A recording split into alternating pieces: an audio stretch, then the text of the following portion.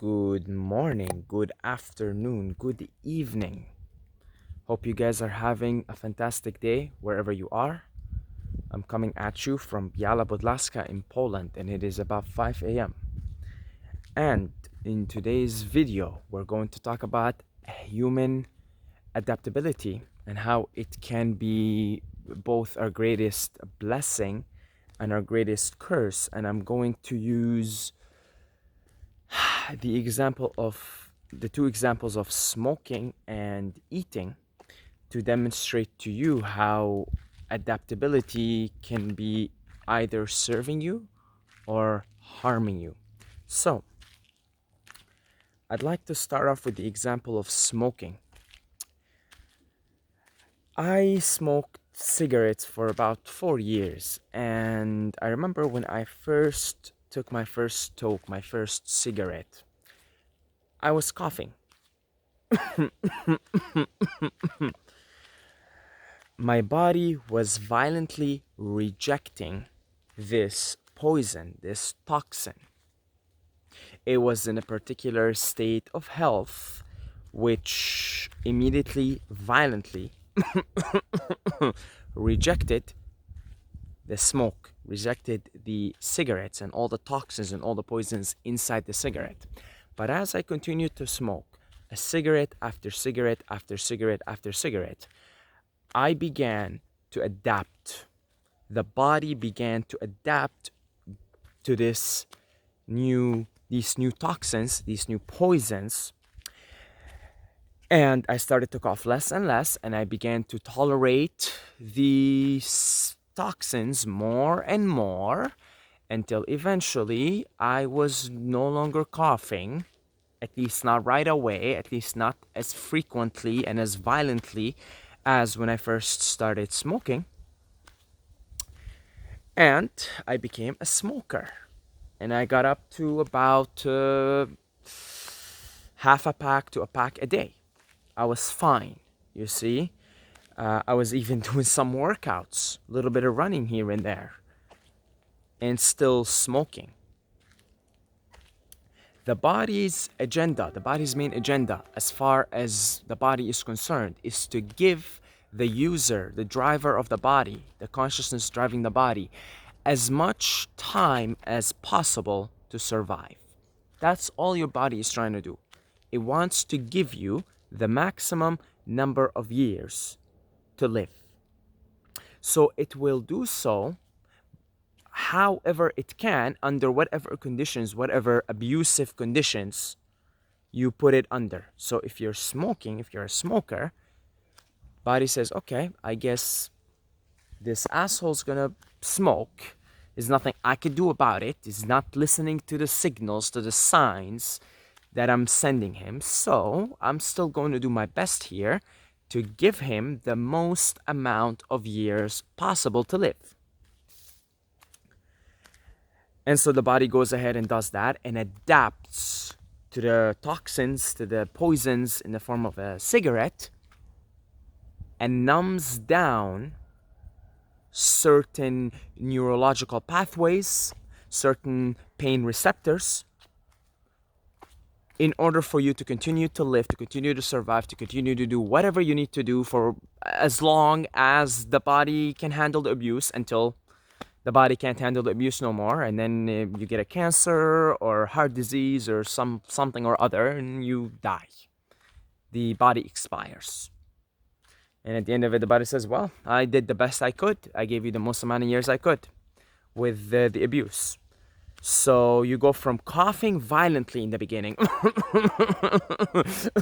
and rejecting the poison, to smoking a pack a day, and you say to yourself even, I'm okay.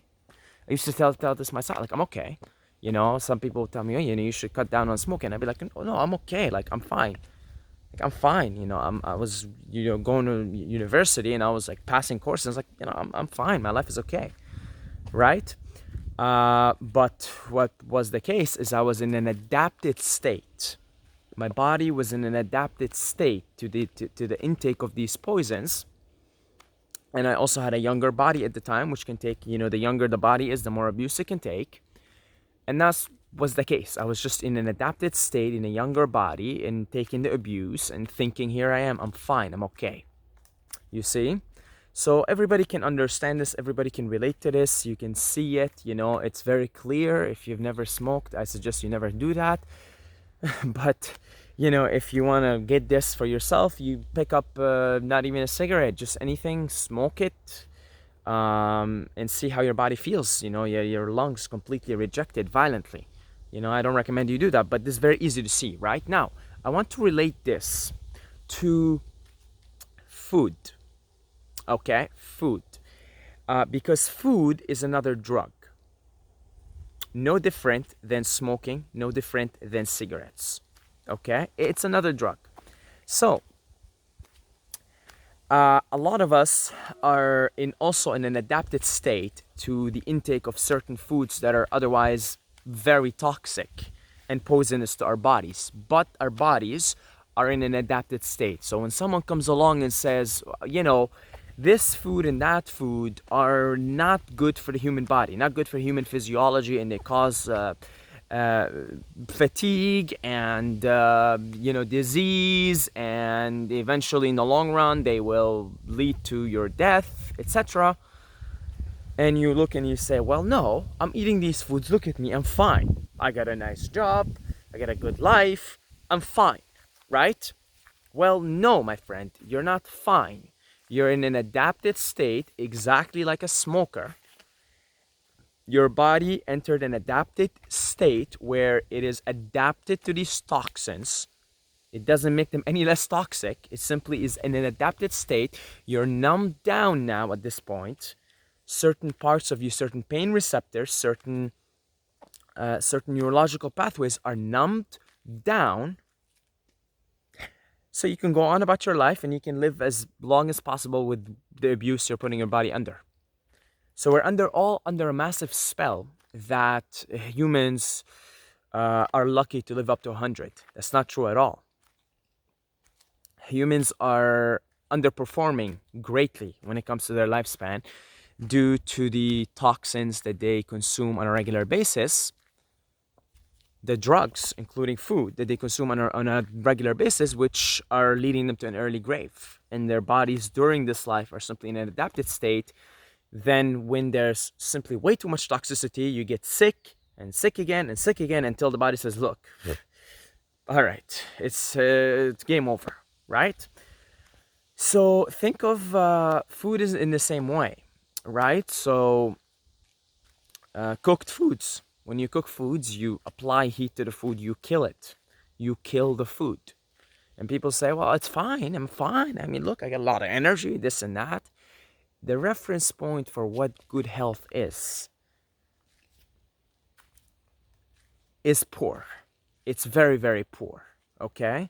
There has to be a new reference point to what a healthy human being is, what a healthy human being feels, functions, and how long a healthy human being lives. There absolutely needs to be a new reference point, my friends. There really needs to be a new reference point. Because all of us are simply in an adapted state, and some of us are in younger bodies, which can take more abuse, but we are nevertheless abusing our bodies, and our bodies are simply using their adaptive abilities to numb down certain parts of us so that we don't feel this toxicity as you would when you first cough, okay? Same thing with food. Now, what happens when you withdraw? So let's talk a little bit more here about food. So cooking your food is destroying the enzymes and destroying the life force, and it's just applying heat. It's completely killing the food, you see. But again, if you're in an adapted state, you're a smoker. You're just, think of it like if you've been eating cooked foods like all your life, 25 years, 30 years of your life, right? You're the same as a smoker that's been smoking for 30 years, you see. Maybe smoking is worse to smoke for 30 years than to eat cooked foods for 30 years. Nevertheless, maybe it's the same, I don't know, but you understand what I'm saying. So you're basically in the same boat here. If you get off the cooked foods, if you get off the foods that do not belong in the physiology, which as far as I'm concerned is anything other than fruits, really, you know, Then if you get off for some time and then you go back to eating them, what's going to happen to you is the same that happens. See, now if I go back to smoking again, I haven't smoked in many years, I will be coughing and coughing and coughing like the first time I smoked, because I've reset my body to a healthy standard, to a state of health that it immediately and violently will reject any toxicity because it will not tolerate that. You see, so it's like you pick your first cigarette and the body goes and you feel nauseous and lightheaded and you get a headache. That's a strong feedback from a healthy body saying, do not put that in my body. It's the same thing with foods. When you withdraw all the foods that don't belong in the body, which is anything other than fruits, really, it's anything other, even nuts and seeds, even nuts and seeds do not really belong in the human body. When you withdraw from these foods and you go back to eating them, whether you're doing a long extended juice fast or a long extended fruitarianism or a water fast, and you go back to eating these foods, what's going to happen to you is you're going to be like, whoa, you're going to eat these foods. You're going to eat you boil a potato, for example, and you eat the potato. And you're going to be like, wow, you just feel like you got hit by a train. You really feel like you got hit by a train. Whereas in the adapted state, you're eating not just one boiled potato, but like 5 boiled potatoes, and you're okay. Because you're in an adapted state, like a smoker, I was smoking a pack a day, and I was in an adapted state, so I was okay, quote unquote. You see? So this is the problem. The problem is we all grew up eating foods that absolutely do not belong in the human physiology, whether it's cooked foods in all its forms. Obviously, you gotta cook your meat, so meats will be in that category. But in general, cooked foods and obviously processed foods, that goes without saying, and they all go through some form of cooking. But anything other than fruits, let's say, then yeah, you're in an adapted state and you're abusing your body. And if you're in an adapted state, you think that's what's normal. You see, so. See how adaptability can be both our greatest blessing and our greatest curse. And in the particular cases that I talked about here, they happen to be curses. Okay? So this is a good video for you to reconsider some of the habits you do, some of the things you do in your life. Certainly for me, okay?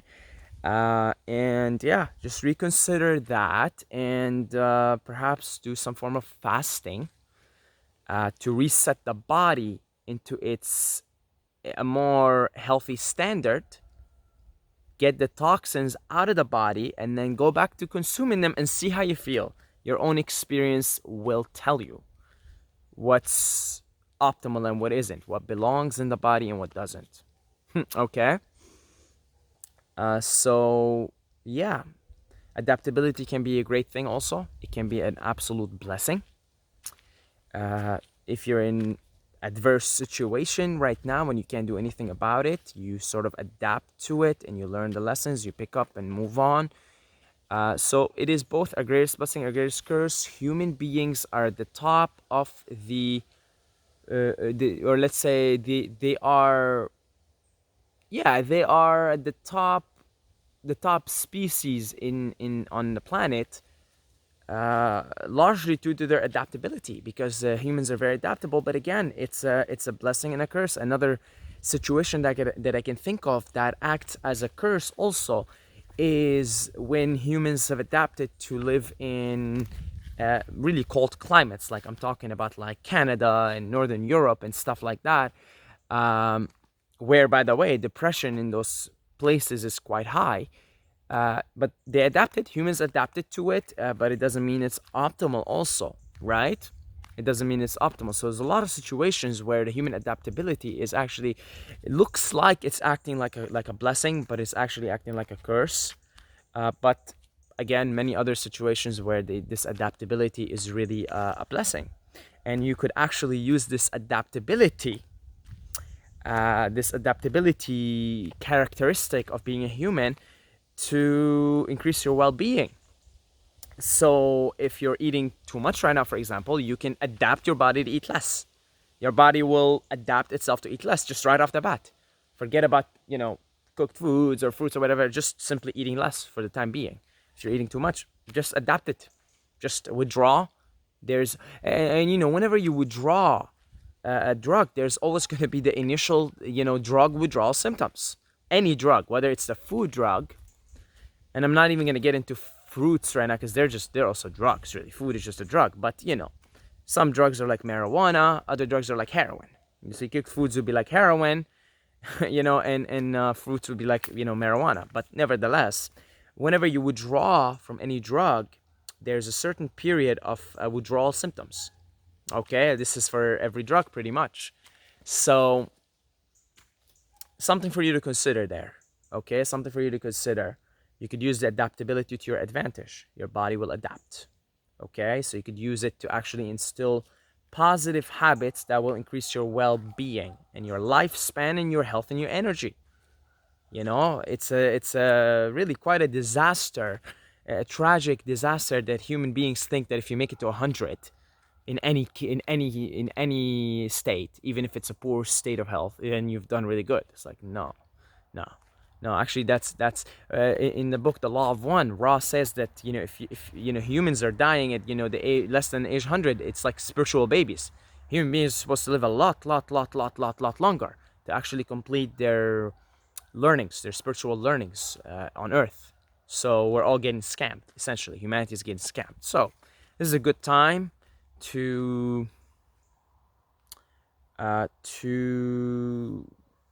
set a new example, a brighter example of what a human being is capable of. Okay, and I intend to do that. I intend to do that as well, and I know many of you guys are also on this path as well. So thank you to all the Patreons for your support. I'm glad to be making these videos again, and yeah, I will see you guys in the next video.